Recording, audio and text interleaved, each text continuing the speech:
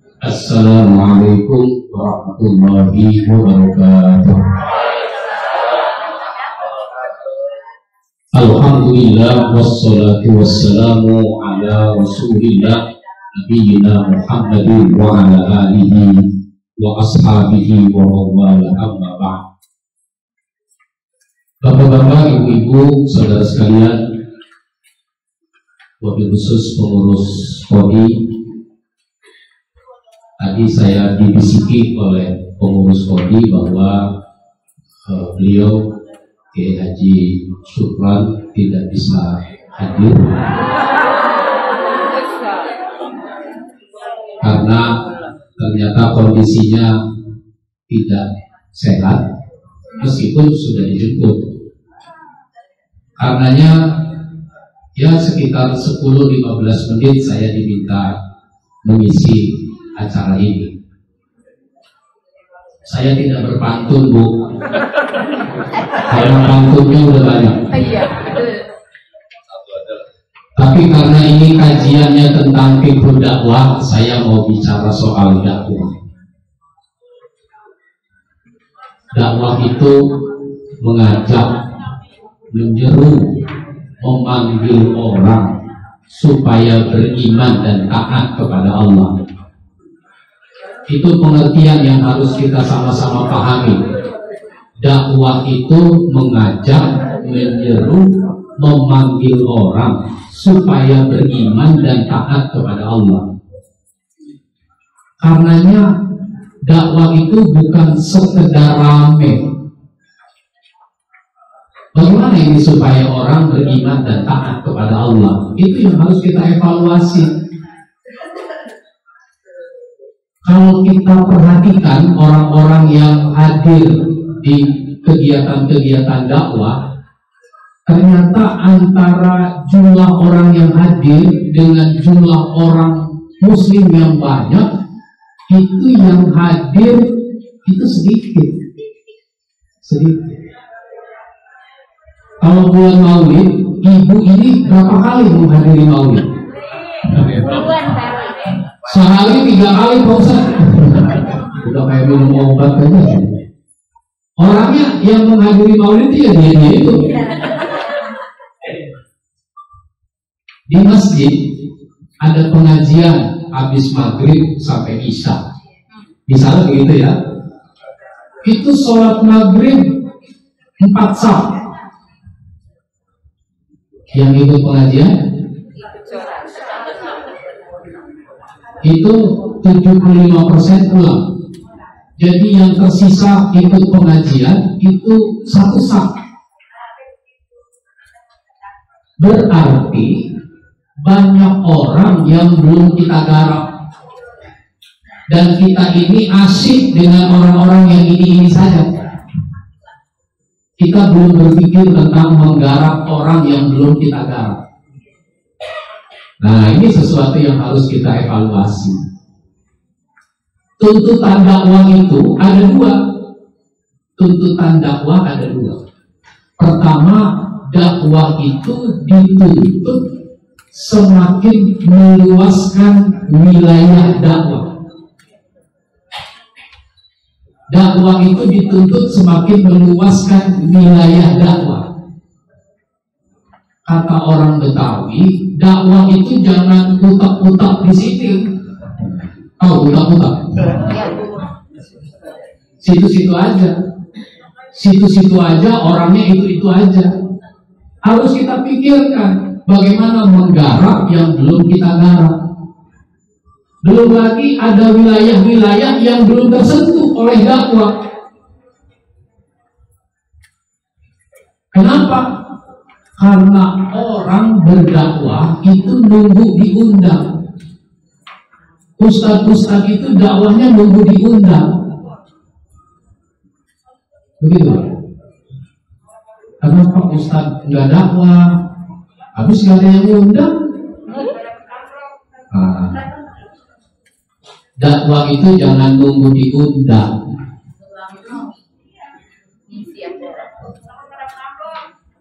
Kalau yang mikirin amplop itu disebut dai kondang. Nah, mestinya dai ini kayak orang kondangan. Kalau kondangan gimana, Pak? Masih dia. Ini belum ada dai kondangan. Yang pada pengen dai kondang. Karena dai kondang akhirnya pasang tarif. Jangankan di masyarakat. Kemarin saya ceramah di sebuah masjid kementerian. Pengurusnya cerita, ustadz-ustadz yang disebut kondang itu mau diundang oleh pengurus masjid kementerian. Itu nggak jadi dia undang. Kenapa? Karena DP-nya harus sekian. Nanti sesudahnya harus sekian. Wah, itu masih kementerian aja nggak jadi. Kenapa? Karena namanya dana kementerian itu sudah ada pakem-pakemnya. Itu contoh. Jadi dituntut meluaskan wilayah dakwah. Sudah waktunya para dai menyebar ke daerah-daerah. Saya kadang-kadang mencari dana atau orang menginfakkan dana untuk program dakwah di daerah-daerah terpencil. Saya konsentrasi pada pengkaderan khotib, pengkaderan mubalik di daerah-daerah. Itu prioritas saya. Maka saya kalau diundang ceramah ke daerah-daerah, acaranya tabligh akbar, saya bilang ada nggak acara lain? Ya cuma ini saja Pak Ustadz. Sebagai sebuah contoh, saya pernah diundang oleh wali kota Ambon. Itu dalam rangka ulang tahun kota Ambon. Yang Islam tabligh akbar, yang Kristen ada lagi, dan seterusnya. Jadi masing-masing agama ada acaranya dalam rangka ulang tahun kota Ambon. Saya bilang, ini acara cuma tabligh akbar saja? Iya. Wah, saya bilang sayang. Naik pesawatnya aja paling cepat 3 jam. Ceramahnya 1 jam. Saya bilang sayang kalau saya datang jauh-jauh, acara cuma 1 jam. Terus gimana Pak Ustadz? Bikin dong acara lain. Misalnya pelatihan dai atau kumpulkan pengurus masjid. Nggak ada anggarannya Pak Ustadz. Saya tidak bicara anggaran. Mumpung saya datang, bisa nggak kumpulin orang? Nggak apa-apa, saya nambah 1 hari. Anggaran mah tetap yang dianggarkan aja.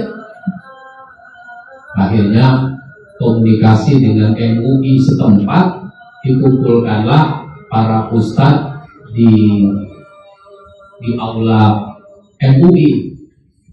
Adalah 40 orang hadir. Saya memberikan pelatihan 1 hari. Itu sebuah contoh. Jadi dakwah ini dituntut meluaskan wilayahnya. Nah, yang kedua, tuntutan kedua, dakwah itu dituntut meluaskan bidang garapnya. Bidang garap dakwah. Ya, kalau dakwah itu cuma ceramah, cuma khutbah, itu tidak sulit. Tidak sulit. Sulit juga Ustaz khutbah, saya grogi enggak. Ya, itu sih soal-soal teknis. Jadi dakwah ini harus diluaskan bidang garapnya. Dakwah di bidang pendidikan, dakwah di bidang kesehatan, dakwah di bidang penyiaran, dakwah dengan tulisan, dakwah dengan media sosial, seterusnya begitu, berbagai bidang. Bahkan dakwah di bidang politik. Karena pemerintahan juga harus diperbaiki. Semua harus digarap melalui jalur dakwah. Ini sesuatu yang harus mendapat perhatian kita semua. Oleh karenanya diperlukan para dai yang banyak. Sehingga di Kodi itu ada namanya PKM, Pendidikan Kader Mubalik. Belum lagi kegiatan-kegiatan lain. Di Kodi sudah kita mulai itu bikin program satu masjid, satu khotib cadangan. Satu masjid, satu khotib cadangan. Dibikin pelatihan 1 hari kemarin, hari Selasa. Kenapa? Karena banyak masjid nggak punya khotib cadangan. Kalau khotib setengah 12 belum datang, pengurusnya bagaimana? Bingung. Pengurusnya bingung, ketar-ketir. Nah, kalau saya sebagai khotib, jam 11 saya udah nyampe. Saya sering cerita begitu. Sebagai khotib, saya jam 11 udah nyampe di masjid itu. Sering nggak ketemu siapa-siapa tuh jam 11. Zamannya belum ada datang, pengurusnya juga belum ada. Marbotnya pulang dulu. Habis beres-beres dia pulang dulu. Jadi karena nggak ketemu siapa-siapa. Ya udah, saya wudhu, saya masuk ke masjid, sholat sunat, baca Quran. Setengah 12 terima WA. Dulu SMS, sekarang WA. Terima WA dari pengurus masjid. Nanya dia, Pak Ustadz, posisi di mana?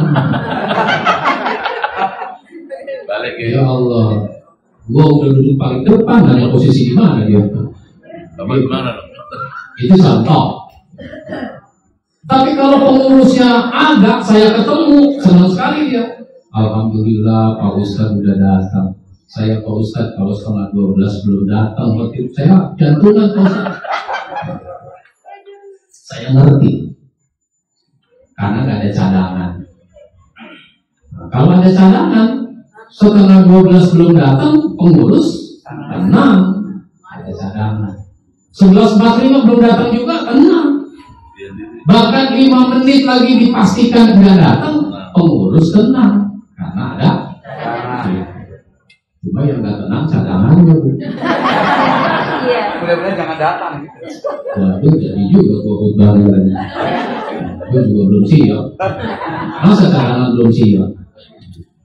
Cadangan harus siap. Ini salah satu sumber daya manusia di masjid yang harus dipersiapkan oleh pengurus masjid. Di Jakarta, masjid yang dapat BOTI itu terdaftar 4.400. Masjidnya sendiri itu jumlahnya 5.000 lebih.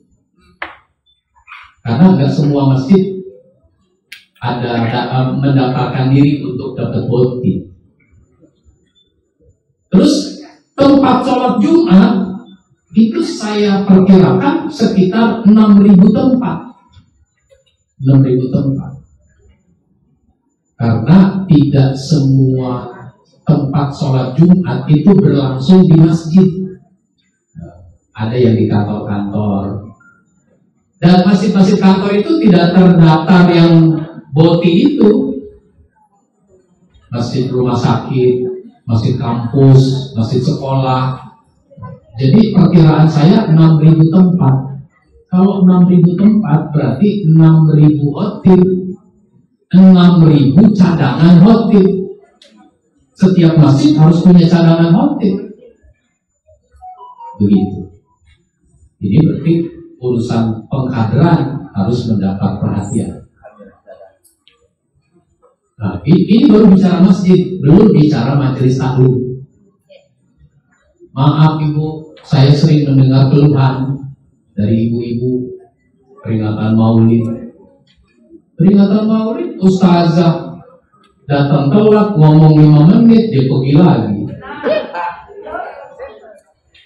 Kenapa? Katanya mau ceramah lagi di tempat lain, mau ceramah lagi di tempat lain. Ngomong apa? 5 menit, 10 menit. Ini ustazah. Itu berarti jumlah ustazah itu masih kurang. Kenapa? Yang diundang dia terus, ustazahnya kurang. Maka ibu-ibu mesti bikin